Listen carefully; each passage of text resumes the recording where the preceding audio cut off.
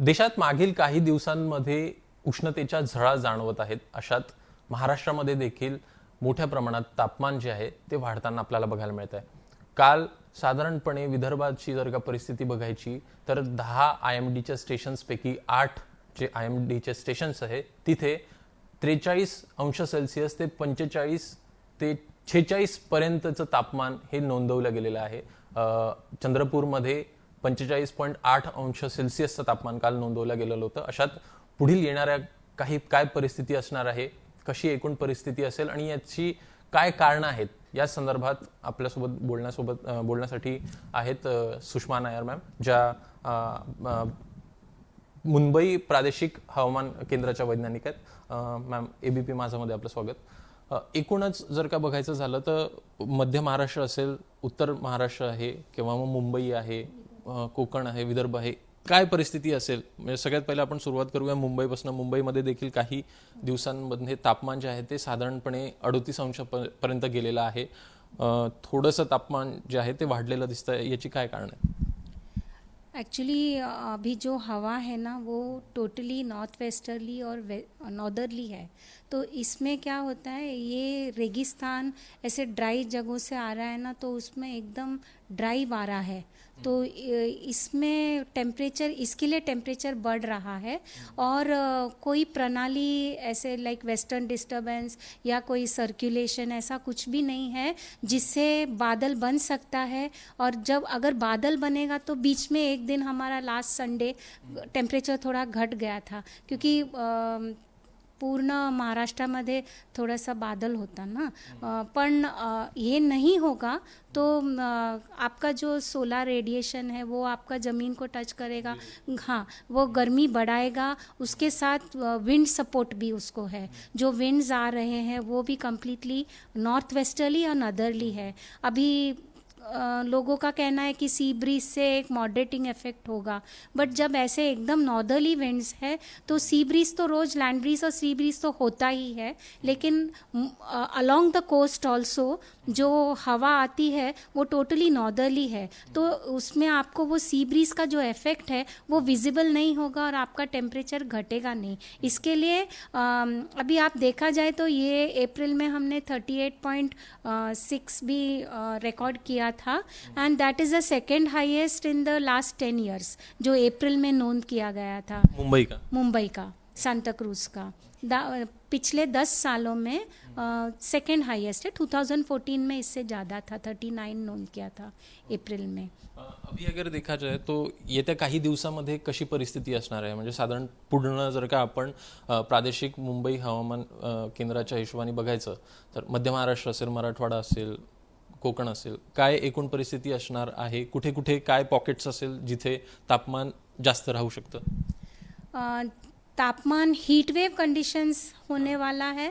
तर उत्तर मध्य महाराष्ट्रामध्ये धुले, नंदुरबार, जळगाव आणि अहमदनगर ह्या ठिकाणी तर हीटवेव आम्ही वॉर्निंग दिला आहे आणि 2 दिवसासाठी वॉर्निंग दिला आहे. विदर्भामध्ये ऑरेंज अलर्ट दिला है because the heat wave is little more थोड़ा और सीवियर है वहाँ, उनके टेम्परेचर्स भी ज़्यादा है. और कोंकण का अगर आप कोस्ट किनार पट्टी के बारे में पूछोगे तो एक वेस्टर्न डिस्टर्बेंस हम एक्सपेक्ट कर रहे हैं 1 मई को, तो उसके वजह से शायद थोड़ा अगर विंड पैटर्न चेंज हुआ तो थोड़ा सा एक कम हो सकता है. बट आपका कल जो कंडीशन था वही कंडीशन और 2 दिन बना रहेगा. एक नॉर्मल अलग सवाल है कि ऐसे देखा जाए तो पुण्यामधली जी परिस्थिती आहे, पुण्यामध्ये जर का साधारणपणे तापमान जर का 40° किंवा त्याच्यापेक्षा जास्त जातं तर प्रेसिपिटेशन किंवा म्हणजे पाऊस असेल तो होण्याची शक्यता वगैरे असते. अशात आत्ताची परिस्थिती बघितली तर तसं काही आपल्याला दिसत नाही आहे. पुण्यामध्ये पण मोठ्या प्रमाणात तापमान वाढतंय. मग ही जी वरती बसणारी शहरं आहेत ह्याचं आत्ताचं काही साम्य आहे? काय याचे रिझन आहे की पाऊस पण नाही होत आहे आणि रिलीफ पण जो आहे तो लोकांना मिळत नाही आहे? आता पावसाची शक्यता फक्त दक्षिण मध्य महाराष्ट्रामध्ये आणि दक्षिण कोकणला आहे, कारण तिथे एक ट्रफ रेखा बनी हुई है. पण Pune and all the other places में जो वहाँ कोई सिस्टम ही नहीं है जो आपको कुछ ऐसा रेन दे सकता है. क्योंकि इस सीज़न में आपको जो प्रेसिपिटेशन आता है जनरली वो मेघ गरजना के साथ आती है, और वो कब होता है जब दो अलग टाइप का वारा ना उसका एक मिलन होता है, या व्हेन दे मीट। दो अलग टाइप का वारा कहने का मतलब है कि कुछ होगा जो दक्षिण से या अरेबियन सी या बंगाल खाड़ी से ना अगर थोड़ा मॉइस्ट हवा आएगा, और ऊपर से जो हवा आती है वो तो लैंड से जो हवा आती है वो तो ड्राई ही रहेगा और गर्म रहेगा ये सीज़न में। ये दो अलग टाइप का हवा है, जब इसका इंटरैक्शन होता है तभी ये सीज़न में आपको थंडरस्टॉर्म ये सब होता है। तो उसकी लाइक्लीहुड अभी 2-3 दिनों में वो ट्रफ रेखा या ये टाइप ऑफ इंटरैक्शन हमें दक्षिण कोंकण और दक्षिण मध्य महाराष्ट्र में ही दिखाई दे रहा है।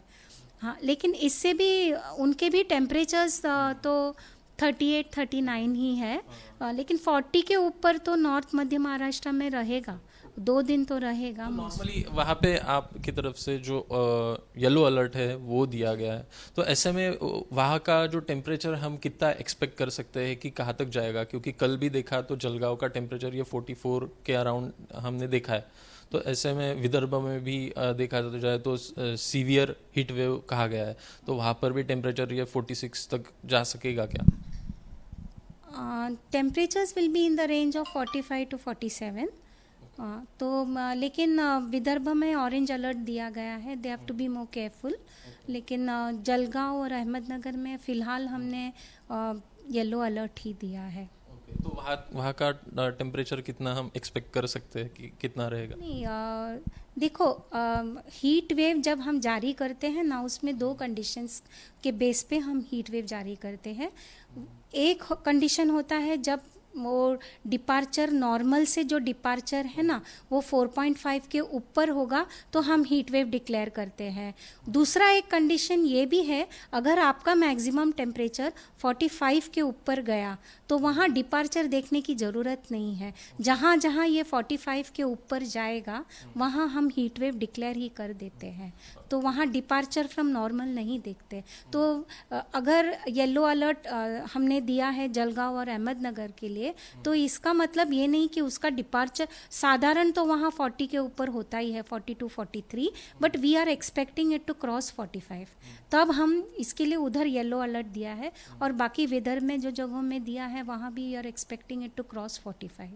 ओवरऑल अगर देखा जाए तो लोगों ने क्या एहतियात बरतना चाहिए इतना टेम्परेचर जाने के बाद? See the first thing is कि वो बहुत ही आवश्यक काम हो तो घर के बाहर निकले, नहीं तो घर में ही रहे, और अगर भी उनको जाना पड़े तो सर ढक के जाइए। And most important thing is कि वो अपने आप को हाइड्रेटेड रखे, क्योंकि जो हीट स्ट्रोक आएगा, डिहाइड्रेशन होगा तो it can be most severe. तो ये काळजी घ्यावी लोकांनी।